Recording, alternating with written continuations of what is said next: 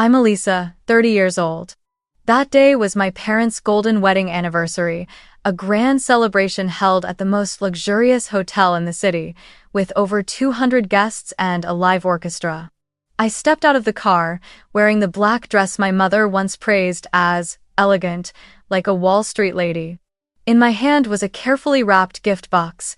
In my purse, a copy of the invitation and the transfer receipt for $26,000, the quiet sponsorship I had sent 3 weeks earlier. I arrived right on time. But when I reached the front desk, the receptionist flipped through the list, checked it again, then looked up and said gently, like a blade slicing through skin, "I'm sorry, your name isn't on the guest list." I froze. That can't be. I'm the daughter of the hosts. She hesitated, then turned to make a call. A minute later, my parents appeared from the grand hall radiant in the spotlight, gold dress and tailored suit, and faces cold as stone. My mother frowned. "What are you doing here?" I struggled to find my words. "I sent money to help fund this party." My father cut me off bluntly. "Money is one thing, but this is a family event and you've long stopped being part of this family." The world went silent. In the next moment, I heard my father say to a nearby security guard, "Escort her out. She's here to cause trouble." The guard's hand touched my arm like I was a stranger. I didn't resist. I didn't cry. I just quietly turned and walked away from a celebration where I should have been welcomed. Once in the car, I pulled out my phone, logged into my bank account, and within 3 minutes revoked everything. I froze my mother's supplementary credit card, shut down my father's real estate investment fund, and recalled my brother's MBA loan. Total: $340,000. No warning, no apology. No more chances to be treated like an outsider in my own family. Have you ever felt invisible in the eyes of your own parents? Tell me where you're watching from because I'd love to know if someone else out there carries a story like mine. I was born and raised in a picture-perfect suburb where every house had a manicured front lawn, the American flag hung proudly, and lawnmowers hummed every weekend like a ritual. My family, at least on social media, looked flawless. My father, Richard, worked in real estate and loved posting photos of wine glasses by the pool with captions like, "Family is everything." My mother, Carol, managed a luxury spa, always dressed to the nines, and had a habit of posting Sunday brunch with the fam pictures, tagging every cousin in sight. My younger brother, Andrew, was the golden child. Handsome, lively, and always knew how to make people smile. They called him the pride of the Miller family. And me? I was the eldest daughter, once held to high expectations, until I began thinking for myself. I left home at 17 with a full scholarship to the University of Chicago. The night before I left, all I wanted was a warm dinner, a hug. Instead, I got a fight. I had asked about a loan taken out in my name to expand my mom's spa, something I didn't know about until the school flagged my student loan file. My dad erupted. My mom cried. And I was called ungrateful. 9. Since then, I rarely went home. While I lived in a tiny dorm, juggling studies and part-time cafe shifts, Andrew was sent to an art school in New York. Tuition: $48,000 a year, plus rent, allowances, monthly flights. When I called my mom to ask how they could afford all that, she chuckled softly. "He's a boy. He needs space to grow." And me? I was told, "You're strong, you'll figure it out." In all 3 years of college, not once did my parents show up for any ceremony, not for freshman orientation, not for graduation, not even with a single bouquet. The only time I ever invited them, my mother replied with just one message: "Your brother has a jazz band performance at the park. We have to support him." That message came right as I was putting on my cap and gown, standing in the middle of campus with my diploma in hand. I grew used to being left out. Every holiday, they still took family reunion photos featuring Andrew, my parents, aunts, uncles, and a few of his friends. There was never an empty seat left for me. At first, I would still comment kindly, "Looks great, miss you guys." No one replied. Eventually, I stopped writing. Bit by bit, I became a shadow the sister only mentioned when it was time to send money. When Andrew turned 23, my parents threw him a huge outdoor birthday party, complete with a live band and food trucks. I found out from one of my mom's Instagram posts, captioned, "Our golden boy deserves nothing less." I messaged her privately, asking, was I not invited? She left me on scene. No reply. Just a few months later, she called me in the middle of the night, sobbing because my dad had been in a car accident and the hospital bill was over $20,000. I sent the money immediately without a second thought. Even though I wasn't invited, wasn't acknowledged, I still thought, they're my family. Maybe one day, it'll be different. That's how I kept comforting myself for 10 years. Every time I went home, when I did I was the one cleaning the kitchen, clearing the table, watching the house while they went on weekend trips. Meanwhile, Andrew would show off his new paintings, earning endless praise. Once, I overheard my mother telling guests, "My daughter lives in Chicago, but she's too busy to visit. Her brother's the one who really stays close." I gave a quiet smile. The daughter who had paid to fix the roof, replace the water heater, cover her brother's tuition was labeled as busy. Nothing more. I never needed to be celebrated, but I did hope at the very least to be included in the family portrait they loved posting online. A single photo, a hug. A real glance that looked at me, not through me, like I was the help. But that never happened. I don't know when exactly I started being seen as a walking wallet. Maybe it was the first time my mom called to borrow $3,000 for her emergency surgery after an accident. That day, I was at the office, preparing to present my first pitch deck to an investment board. The phone rang. Her voice was weak, tearful. "The doctor says it's urgent. I know you're busy, but if you could, help me?" I didn't ask questions, I just wired the money. Less than 5 minutes later, she texted again. "Thank you. Oh, and don't tell your father. He worries too much." No good luck for my big presentation, no. Asking how it went, I told myself, at least I could still help. The following year, my dad called. "Alisa, Andrew just got accepted into a design school in LA, but his car broke down. Could you help get him a used one?" I hesitated. But after seeing the photo my brother posted with his old Corolla captioned, "Thank you, universe," I felt at peace again. I wasn't in that thank you, but at least my brother could get to class on time. And just like that, one expense after another. $1,500 to replace the leaky roof that winter. $6,000 so my dad could expand the garden and boost the property's value. $12,000 for Andrew's wedding where I was seated at the back table next to distant relatives I couldn't even name. And the only time I ever said no was when my mother asked me to co-sign a loan so they could buy a vacation home in Florida. I gently replied, "I'm sorry, I can't put my name on that debt." They didn't speak to me for 2 days. On the third, my mother sent a short message. "It's disappointing that you don't want to help the family." I had grown used to arriving home with no one greeting me. I'd walk in, the television still blaring, my mother not looking up from her iPad, my father flipping through his newspaper, and Andrew always busy entertaining friends. Once, I walked in with my suitcase and my mother glanced up briefly. "Oh, you're home? Do you need to stay overnight?" I froze at the question. The house I grew up in, the room I once decorated with books and childhood photos now felt like a temporary guest space. There's one evening I will never forget. My father's birthday. My mother invited nearly 30 people over for a backyard BBQ. I came early and prepared his favorite mashed potatoes, the same kind I used to make for him when I was a child. While I was arranging dishes in the kitchen, my mom called out, "Alisa, can you grab my phone and take a picture of the whole family?" I took the phone, framed the shot, and snapped a few. When I finished, I asked, "Is that good, Mom? Can I go eat now?" She smiled, "Yes, perfect. Thank you, sweetie." I turned toward the table. There were no seats left.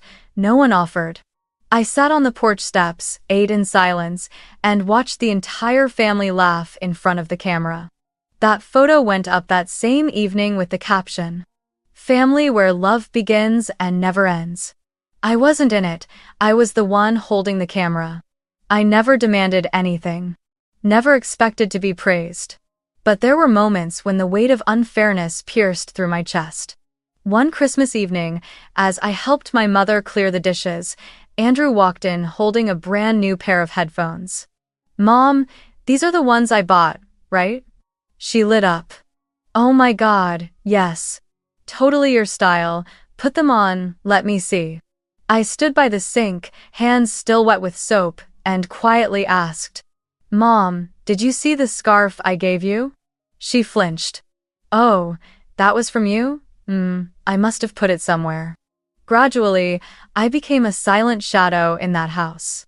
A shadow that made money, paid off debts, handled problems but had no voice, no place. Words pierced like needles from the people who were supposed to protect me. "A daughter will eventually marry out. Any money spent on her is money spent on someone else's household. You should be grateful. Every family has roles, yours is to support." Sandberg. And I wondered, since when did fulfilling my duty mean I had to endure emotional neglect? Since when did love become a formula where the more you give, the less you're valued? One evening, after urgently wiring money to my mother because she'd lost her wallet at the market, I looked at my personal finance summary. In just 1 year, I had sent over $62,000 to my family.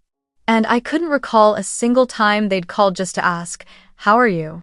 I sat in silence in my small apartment. It was raining outside. And in that moment, I didn't feel angry anymore, I just felt invisible. It was a Friday afternoon in early spring, the kind of sunlight that's gentle enough to soothe the exhaustion of a long work week. I stood before the glass windows on the 18th floor, watching the traffic snake its way through the city below, holding a sign printed with the logo of my new company, the baby I had built with 2 friends over the past 3 years. The launch of Elevate Finance, a financial education platform for low-income youth, was the biggest milestone of my life up to that point. Everything, from the presentation slides to the wine glasses, I had prepared with all the pride and hope in the world. I had sent an e-invitation to my parents 2 weeks before, along with a message: "I know there were misunderstandings in the past, but if you can, I really hope you'll come to the launch. Just seeing you in the audience would mean everything." They didn't respond. 3 days before the event, I received a message from my mother. It wasn't about the invitation. It was a short, emotionless sentence, as if nothing else in the world could matter more. "Remember to transfer Andrew's tuition for this semester. MBA is expensive, you know." No question about the company. No good luck. No sign they even knew I was about to step on stage and introduce my very first product to nearly 200 investors and media professionals. That night, I didn't cry. I simply closed the message and went back to rehearsing my pitch with my team. But somewhere deep inside, I felt something beginning to crack, a very small fracture, but a certain one.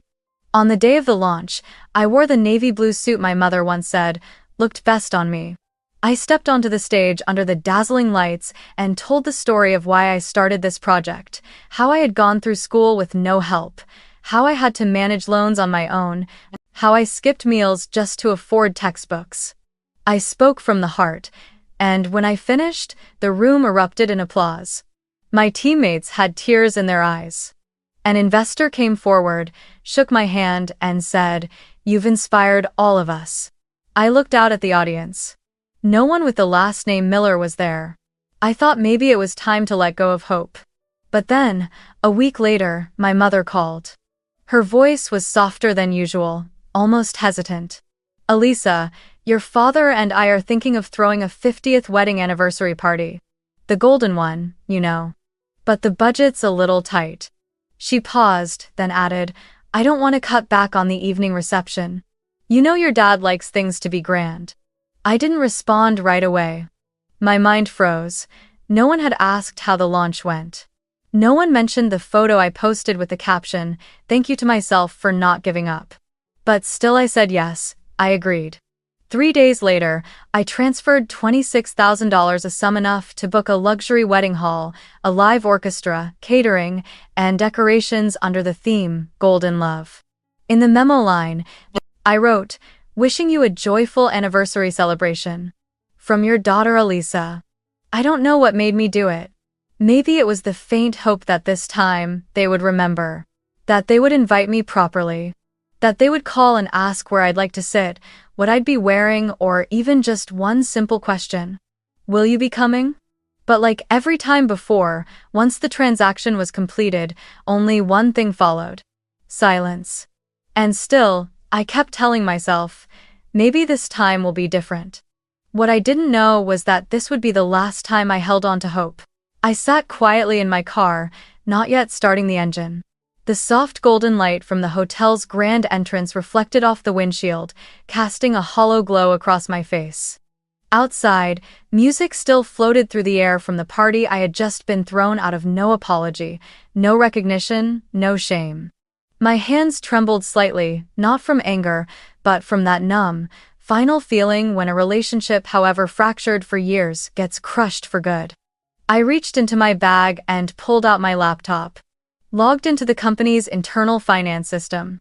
Every step was muscle memory, only this time, it wasn't for anyone else, it was for me. First item, transfer support for event organization, golden anniversary. Choose 6, null. I clicked, revoke funding. A confirmation box appeared. Are you sure you want to recall this transaction? I typed. Yes. Code 0319A. Second item. Financial guarantee for Andrew Miller's private residence. Santa Clara property. Original loan, $74,000, guaranteed through Elevate Social Capital, a fund under my supervision. I submitted a request to the bank partner to revoke the financial guarantee, with the stated reason: beneficiary no longer meets the ethical standards required by the guarantor. I switched to my personal banking app. There it was, the supplementary account I had opened for my mother, meant for emergency expenses. A credit card with a $15,000 limit, which she always kept dangerously close to maxed out. I didn't say a word, I simply selected close account and revoked her access. Almost instantly, the system confirmed success. I stared at the words account closed and felt nothing except relief. But I wasn't done yet. I called my attorney, Mr. Carl Benson, who had worked beside me for the past 2 years as I built my community support funds. Carl, I'd like to immediately terminate the sponsorship agreement for the Miller Retirement Trust. He sounded a little surprised, but didn't press. I'll prepare the dissolution documents. The current fund total is around $190,000. Do you want to reallocate it into the Elevate Foundation? My voice was calm. Number. Leave it. Shut it down, no reinvestment. Carl was silent for a few seconds, then simply said, understood, I'll handle it right away. I ended the call and leaned my head back against the car seat. No music. No honking traffic, no tears on my face. Just a stillness in my chest, as if, after 10 years stretched thin by expectations and disappointment, something had finally snapped. Total. Over $340,000. Not cutting ties, just returning it. Every dollar. Every piece. I didn't do it out of anger. If I had wanted revenge, I would have done it years ago. But what I needed tonight wasn't victory, it was freedom. I couldn't keep moving forward while still being tethered to the role of the responsible daughter, especially when all I ever got in return was a seatless celebration. I had tried. I had stayed silent. I had hoped. But hope, when only held by one person, eventually turns into chains.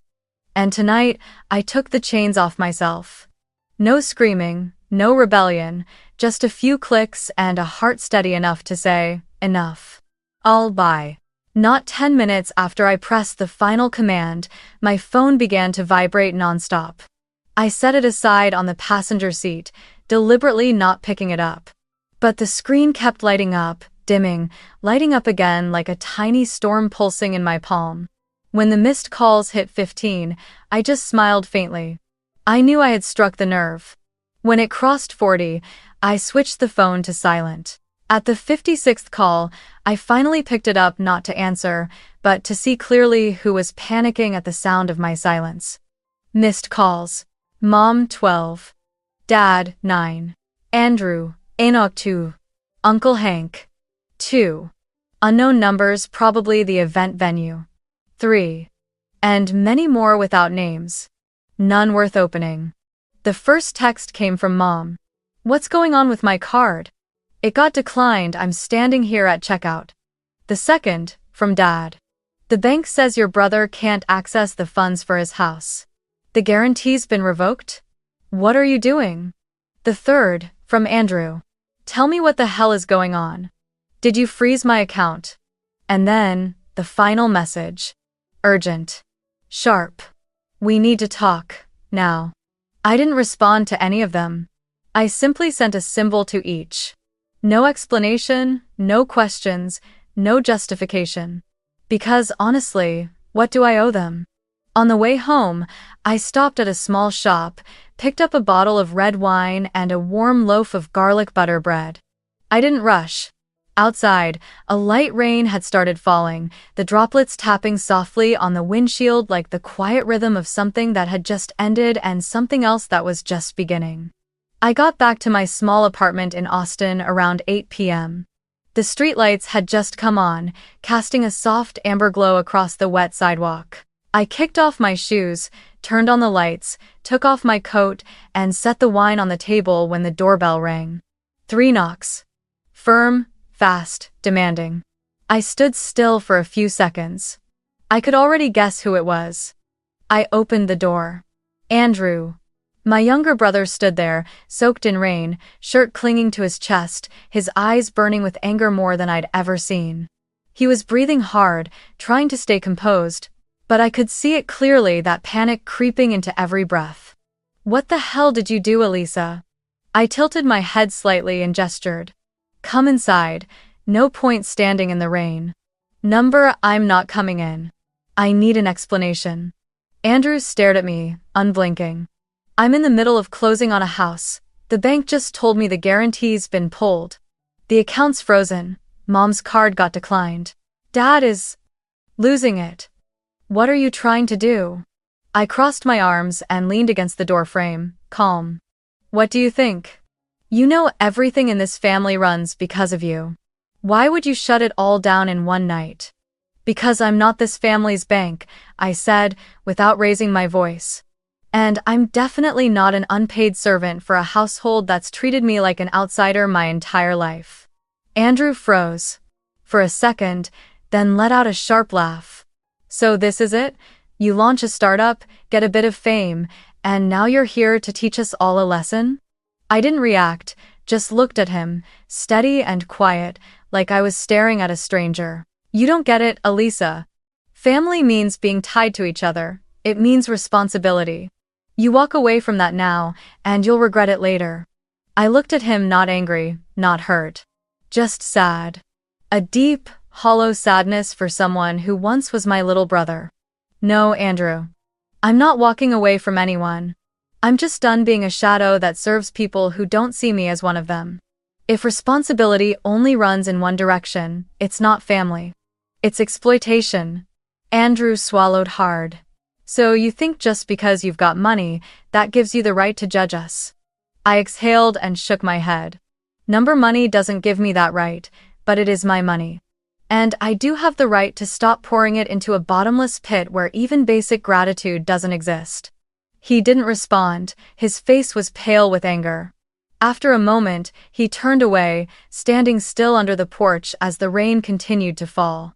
Then he looked back one last time, his voice lower now. Mom and Dad. They didn't mean to hurt you. I nodded slightly. I know. But they also didn't mean to love me. I gently closed the door. Behind it, I stood in the soft yellow light. The wine bottle was still there. The bread was still warm. I stood there for a while, hands still resting at my sides. Then I turned, walked back, and cracked the door open just a bit. Andrew was still standing outside, back turned, his shoulders rising and falling with every breath. The storm inside him had settled into silence, and it was that silence that made me decide. Come in, I said, my voice quiet as wind brushing across the steps. Andrew turned around, startled. I avoided his gaze and walked back in first. I'm not offering tea. But if what you really want is an explanation, then fine, sit.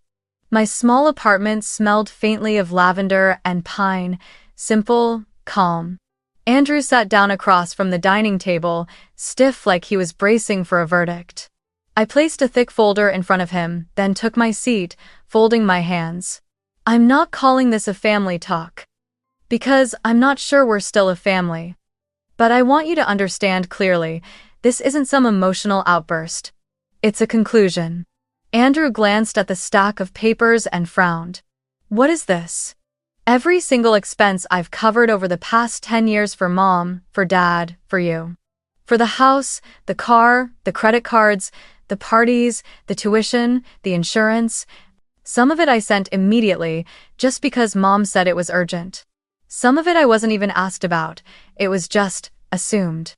I pointed to the final number on the last page. $478,920. Andrew said nothing. His fists clenched. I'm not complaining, I'm not asking for anything back, but if today I'm being called cruel just because I stopped then, at the very least, you should know how long I kept quiet. You're blaming Mom and Dad? Andrew's voice tightened. I looked him straight in the eye. I'm not blaming anyone. I'm just acknowledging what happened. Every time I tried to connect, I was ignored. Every time I offered help, I got labeled. She's strong. She can handle herself. I wasn't included in family photos, no one asked about my job, no one congratulated me when I graduated, no one came to the launch of my company. But when it came time for the golden wedding anniversary, I still sent the money. Because I thought, maybe this time would be different. I leaned back in my chair. And, in return, I was escorted out by security like a stranger. While my name was missing from the guest list despite being the main sponsor. Andrew lowered his head. I couldn't tell if it was shame or simply avoidance. There was a time, I said softly, when I thought you were the only one who still understood me.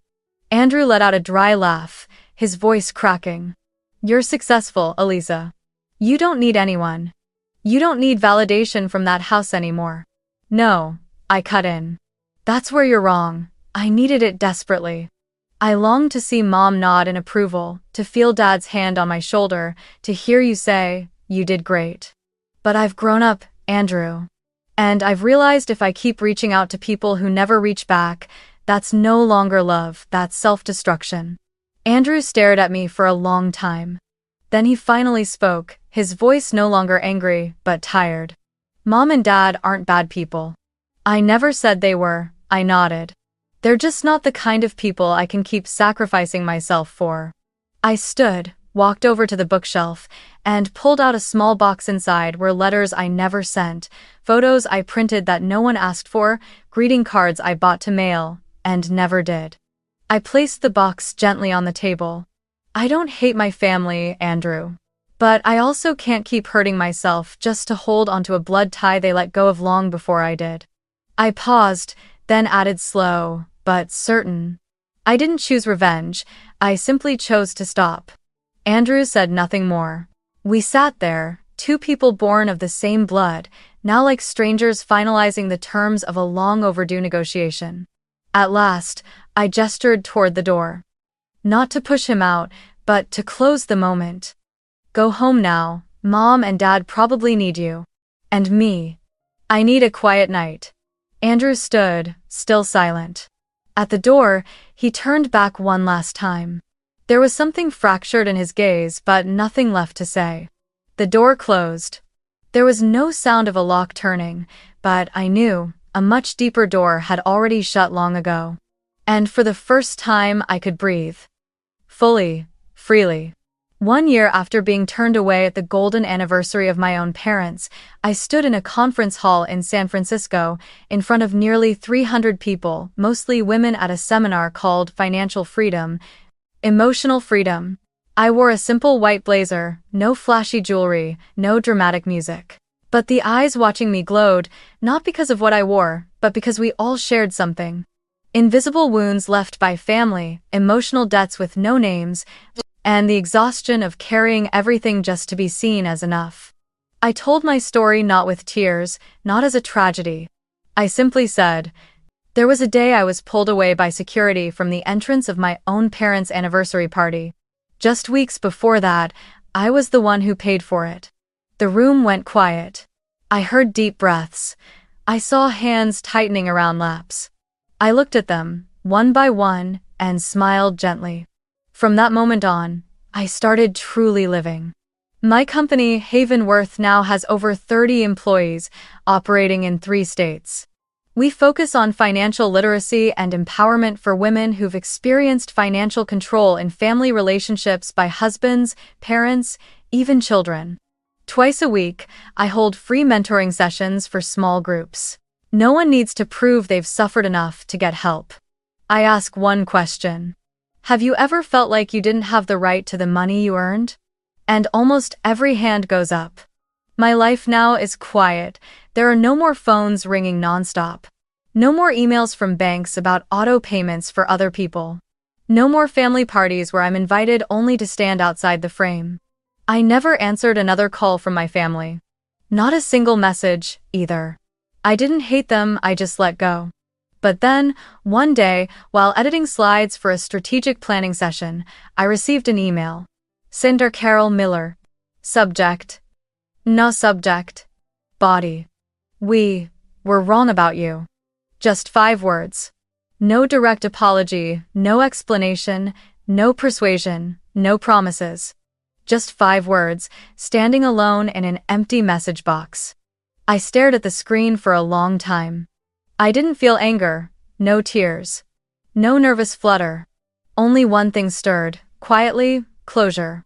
I didn't reply. I didn't need them to admit that I was worthy.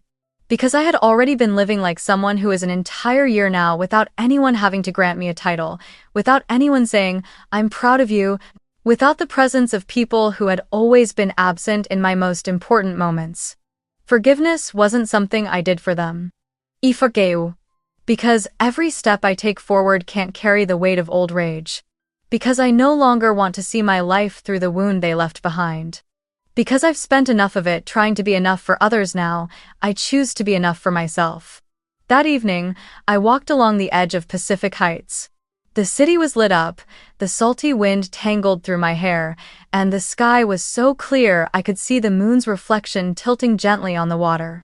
I pulled out my phone and opened an old photo me, in a black dress, standing outside that wedding hall, my eyes still bright but my chest aching. Then I compared it to a photo taken last week, me standing in the middle of my company's meeting room, surrounded by women I had helped. They were hugging me, crying, laughing, grateful. And me. I was smiling, without the shadow behind my eyes. I saved both photos. I didn't delete the past, but I also didn't let it lead the way. On my desk, I placed a small wooden sign. I don't need to be chosen anymore. I choose myself. And from that moment, everything truly began to bloom. Quietly. Without applause. Without needing to prove anything. Just a victory in silence. But deep enough to pull me out of a life spent being forgotten. I once believed that devotion was how I proved I deserved to be loved. That if I tried hard enough, gave enough, endured enough, someday, they would look at me with pride. But the truth is, I don't have to sacrifice myself to the point of emptiness just to be acknowledged by someone. I only needed to learn how to love myself enough to know when to let go, when to walk away, and when to stop, just to protect my own heart. If you've ever been called ungrateful simply for refusing to be your family's bottomless wallet, if you've ever been labeled selfish just because you chose to live for yourself, if you've ever been quietly pushed aside even after trying your hardest to stay, then know this, you are not alone. We may be born into a place, but that doesn't mean we have to stay imprisoned there forever. Family, without love and respect, becomes nothing more than a chain, not a home. And you have the right to choose again where your heart truly belongs. Even if that place doesn't share your bloodline, if it offers gentleness, understanding, and never demands your self-erasure just to remain, then that is real family. I didn't make this video to dwell on pain. I made it to speak to anyone standing on the edge between keep enduring and dare to walk away. You are not wrong for loving. But you are never obligated to destroy yourself just to hold onto a one-sided relationship. So if you're watching this video from anywhere in the world, I want to invite you to share. Where are you right now? Have you ever experienced this feeling? Do you have a story you've never dared to tell because you were afraid of being called ungrateful, disrespectful, or selfish? Write it down. It doesn't have to be long. It doesn't have to be perfect. It only needs to be honest. Because sometimes, just knowing someone hears you, someone understands you, that alone can begin the healing. And if you're in the middle of that journey, the journey of choosing yourself, know this: you don't need anyone's permission to be happy. You only need the courage to begin. Thank you for listening to my story. If it touched something in you, leave a comment, share this video with someone who needs to hear it too, and don't forget to subscribe so we can keep walking this healing journey together and become the bravest version of ourselves. Because sometimes, the bravest journey is the one you dare to take alone.